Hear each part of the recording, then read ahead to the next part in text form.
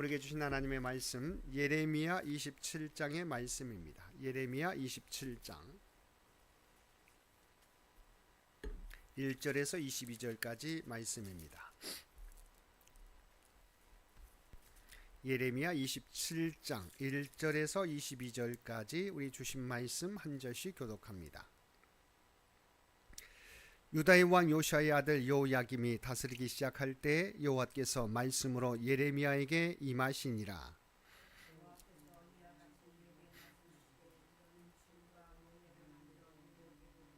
유다의 왕 시드기야를 보러 예루살렘에 온 사신들의 손에도 그것을 주어 에돔의 왕과 모압의 왕과 암몬 자산의 왕과 두로의 왕과 시돈의 왕에게 보내며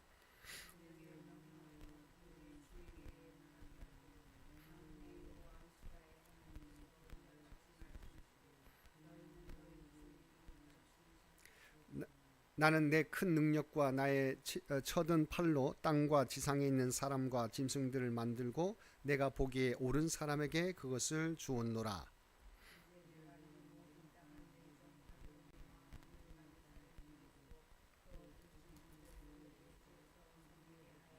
모든 나라가 그와 그의 아들과 손자를 그 땅에 기한이 이르기까지 섬기리라. 또한 많은 나라들과 큰 왕들이 그 자신을 섬기리라.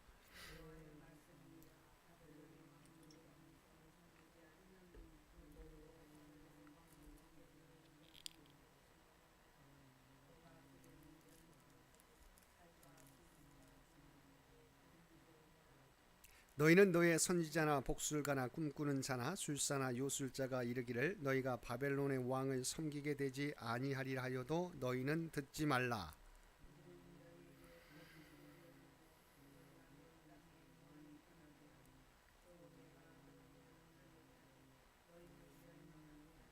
그러나 그 목으로 바벨론의 왕의 멍에를 메고 그를 섬기는 나라는 내가 그들을 그 땅에 머물러 밭을 갈며 거기서 살게 하리라 하셨다 하라. 여호와의 말씀이니라 하시니라.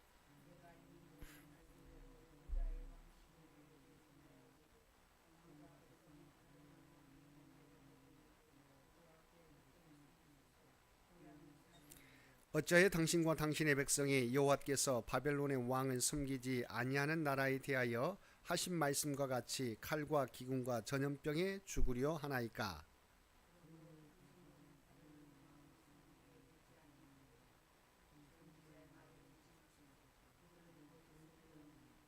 이는 여호와의 말씀이니라. 내가 그들을 보내지 아니하였거늘 그들이 내 이름으로 거짓을 예언하니 내가 너희를 몰아내리니 너희와 너희에게 예언하는 선지자들이 멸망하리라.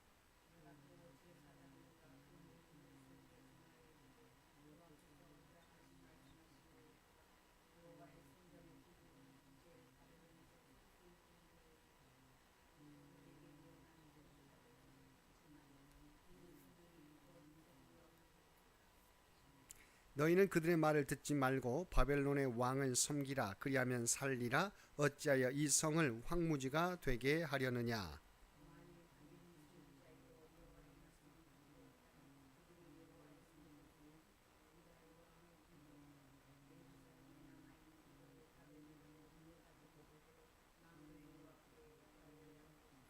만군의 여호와께서 기둥들과 큰 대야와 받침들과 이 성에 남아있는 기구에 대하여 이같이 말씀하시나니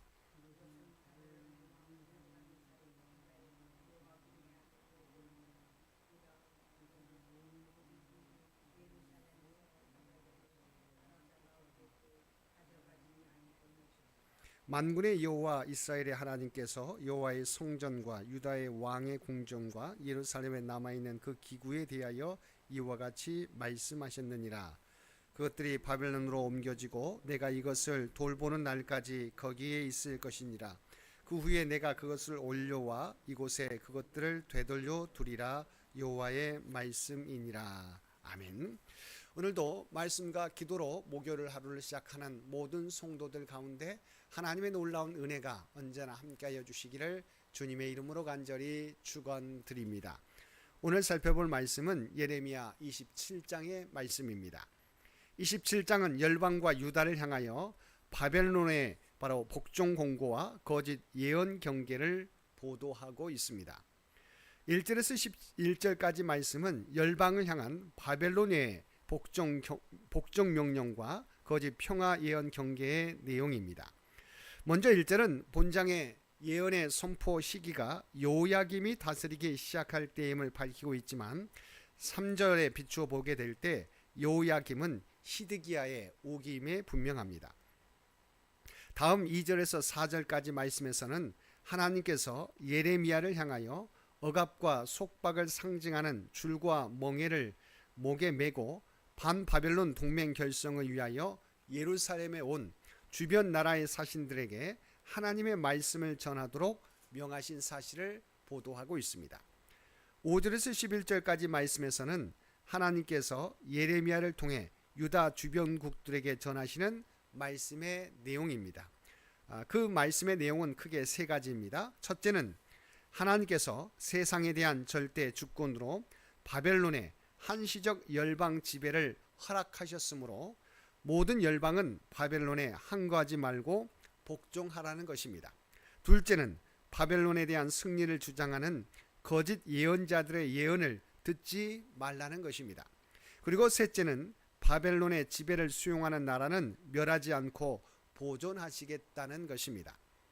성경에는 그 구체적 기록이 없지만 역사적 기록에 의하면 BC 594년 바벨론 제국의 동부 지역에 위치한 속국들이 반란을 일으켰습니다.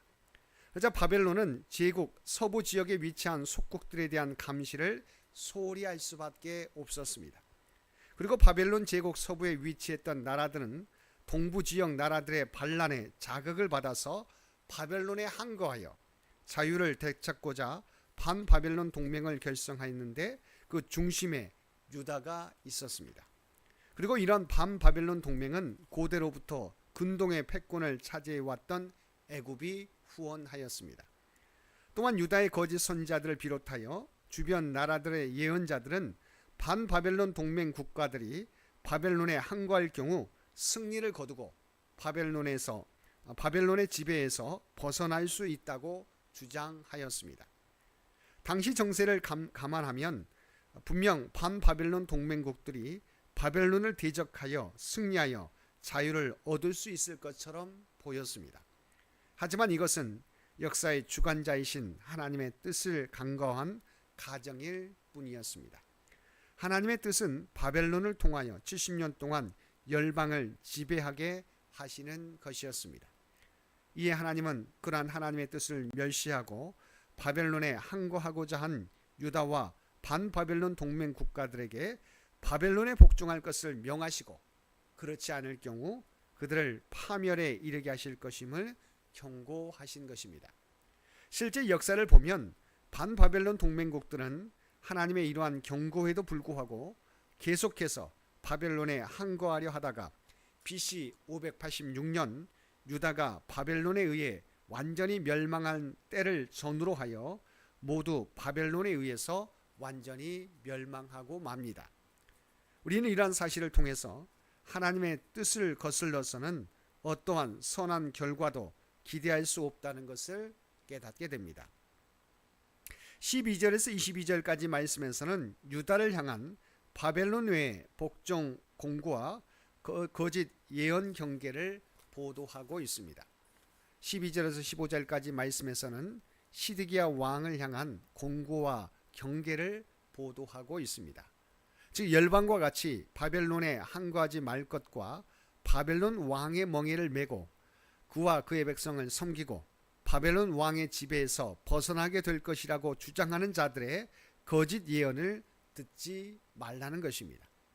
12절을 보면 여기서 선지자 예레미야는 유다 왕 시드기야를 향하여 왕과 백성은 바벨론 왕의 멍에를 목에 메고 그와 그의 백성을 섬기소서 그리하면 사실이라고 권면하고 있습니다.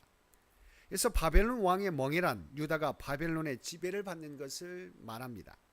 이는 물론 정치적인 입장에서 굴욕적인 일이라 할 수 있습니다. 그러나 그것은 단지 굴욕적이거나 수치스럽고 힘겨운 것으로만 볼 수 없습니다. 왜냐하면 그것은 본질적으로 하나님의 명령이기 때문입니다.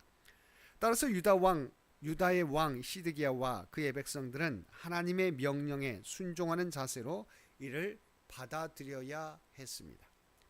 우리는 여기서 예레미야가 이 명령을 먼저 시드기야에게 전한 사실을 주목해야 합니다.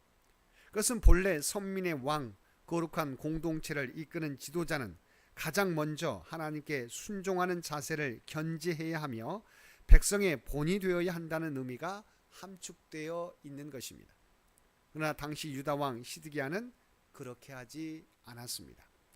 백성들의 피역을 지적하기 이전에 그가 먼저 하나님의 뜻을 거슬러 행하며 순종의 멍에를 벗어버리려 했기에 백성들 역시도 그의 전철을 따르고 말았던 것이며 그로 인해 더욱 고통스러운 멍에, 곧 심판의 멍에, 사륙과 포로됨의 멍에, 회파와 파멸의 멍에를 져야만 했던 것입니다.